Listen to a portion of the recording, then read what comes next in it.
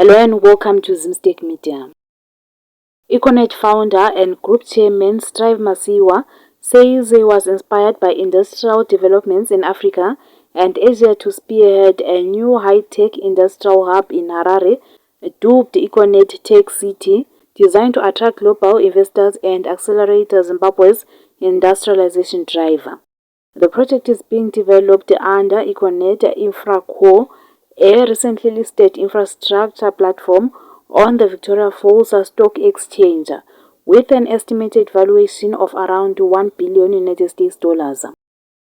Masiyiwa said that the concept was influenced by large-scale developments such as the Eco Atlantic project in Lagos, Nigeria, where his data center division already operates a major facility.